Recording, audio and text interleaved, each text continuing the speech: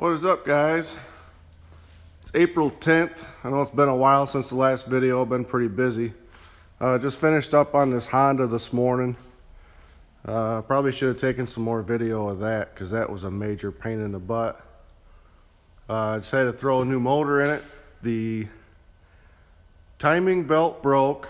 Took out number one, dropped a cylinder, or dropped a valve into the cylinder, put a hole through the piston. It's kind of how it goes when you break timing belt. So yeah, that's been in here for a little while. There's the old motor. There's the mess.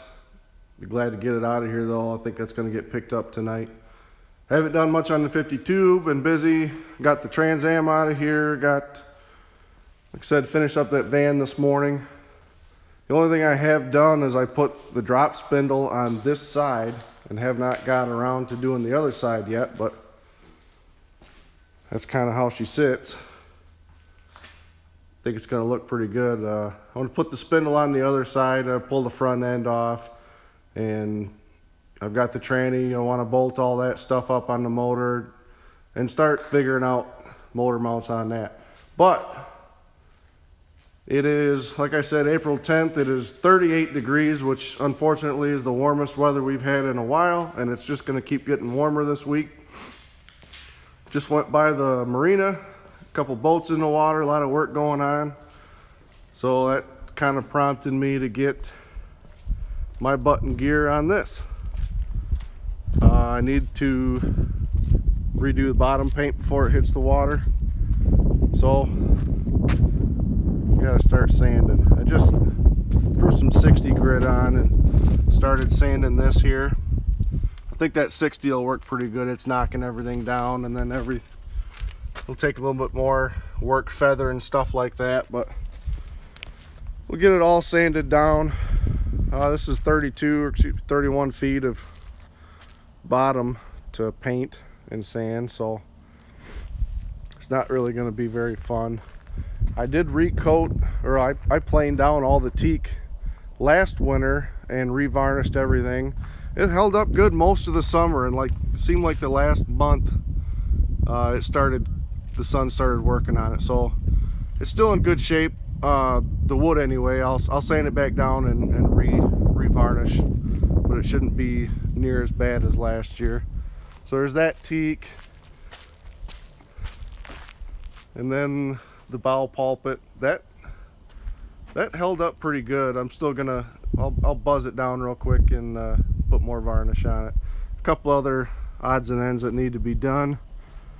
Like I said, I gotta do the bottom, and then I want to buff out the whole thing. That'll be a big job. And then something, that isinglass gets brittle in the cold. Something hit that and put a hole in the isinglass in that rear panel. So I'm gonna have to pull that off and bring it into a canvas shop and have that isinglass replaced.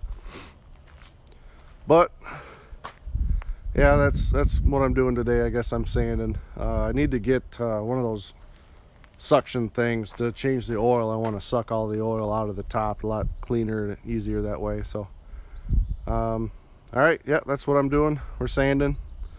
I'll get back at you later. Okay, so I ran out of 60 grit. I'll continue with that tomorrow or whenever I get some more sandpaper. I don't feel like running out right now. But the other thing I needed to do, kind of a shitty job, was pull this toilet out. Last year we had a problem. It's called a joker valve. Goes into the back right here. It's like a duck bill. When that thing goes bad, it allows whatever goes into the toilet, and you flush. Over a period of time, it backflows back up into the toilet bowl, which is no fun. I did buy a new joker valve last year. Didn't get around to replacing it, so I'm going to take that apart, take a look at it now. But I kind of want to rebuild this pump too, so we're going to take it all apart, see what it looks like. Okay, here's the joker valve. Just 2 screws here on this flange. Take that apart. This goes in here just like that, and here is the joker valve. That goes in there just like that. But what this is a duck bill. They say if you see any light through it, it's bad. Obviously this one is way bad. It's all misshapen and deformed. It is no good. And I just realized that I'm touching this with my hands, but you know, whatever, it was winterized with antifreeze, so it's clean, right? But yeah, that's the culprit on that. If you're backflowing into your bowl, that's the problem. It's called the joker valve, and it's pretty easy to replace. If that was or is the only problem, it's a done deal. You can do it without taking the toilet out, but like I said, I want to clean everything up, and I want to rebuild that pump too. I'm sure there's seals in there that are probably no good, so I'm gonna tear that apart. All right, so I got the pump off. I may just order, you can get a whole new pump that just bolts right on there, or a rebuild kit. I'm not sure if it's what it needs or not. I might just put a new pump on it so everything's new. But anyway, here's the new joker valve I got last year. One on the right, you can see the difference. You can't see any light through that one. Everything's closed tight the way it should. That one is not. So that should take care of that problem. All right, that'll probably be it on the toilet, at least for today. So talk to you later.